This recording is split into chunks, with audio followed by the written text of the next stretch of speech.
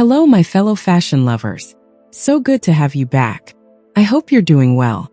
Get cozy, because today we are diving straight into the Chanel Haute Couture Fall Winter 2026-2027 show, right at Paris Fashion Week. And one thing is certain, Matthieu Blazy delivers once again, a collection that gets people talking. For his second couture season at Rue Cambon, the designer pulls off a sharp pivot.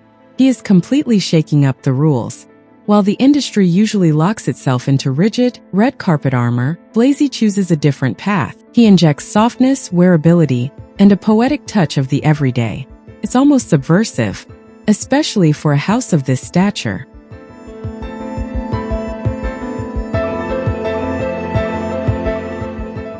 Under the newly restored glass roof of the Grand Palais, the space transformed. It became a faux bourgeois salon, completely overrun by giant vines and surrealist flowers. Picture this wild nature taking over.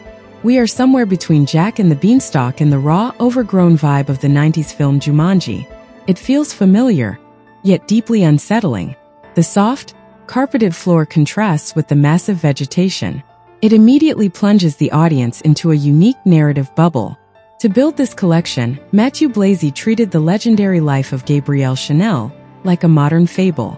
A meteoric rise. Driven by instinct and resilience, he translates this journey into a reflection on the modern garment as a tool. His highly ambitious goal? Demystify haute couture. Reconnect it to comfort and to the realities of all body types. The overly decorative pieces were cast aside in the studio. Only the essence of a lived-in wardrobe remains.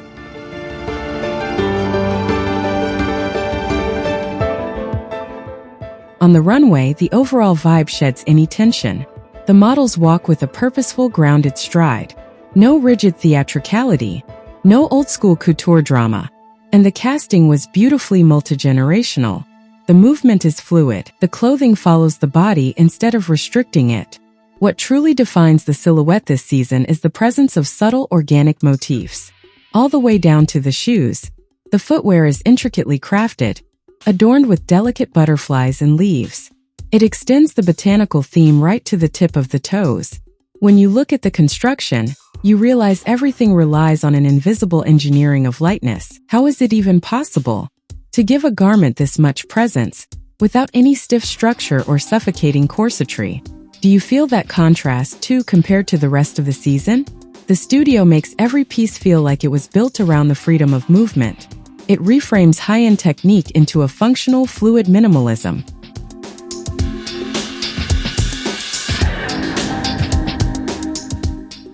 The color palette remains true to the Chanel DNA.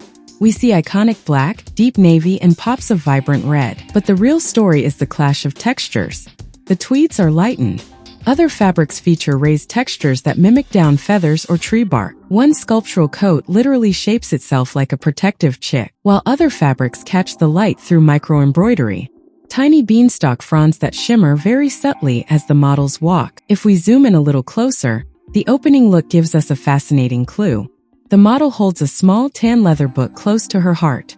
This is a real antique book of fairy tales. It belonged to Coco Chanel herself, preserved from her apartment on Rue Cambon.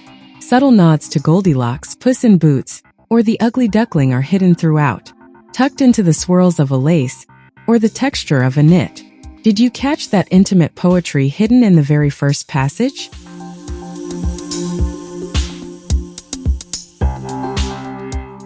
The show opens with a sleeveless, transparent suit, very graphic with its grid-like lines.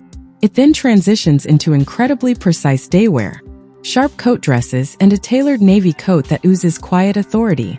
The narrative build-up peaks with ultra-sleek evening wear, reduced to its absolute purest form, like a stunning fluid black tunic worn over trousers.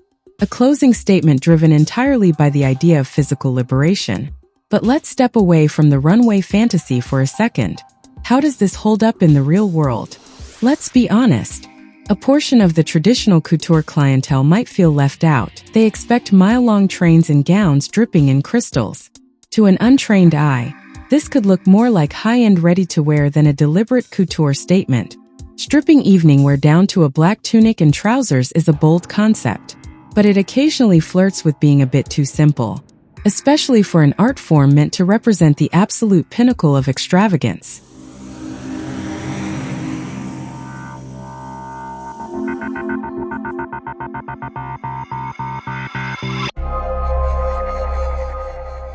Ultimately, what we take away from this vision is that Matthieu Blazy has set a saving milestone for the modern history of the house. He transforms the Haute Couture laboratory into a testing ground for women's daily lives.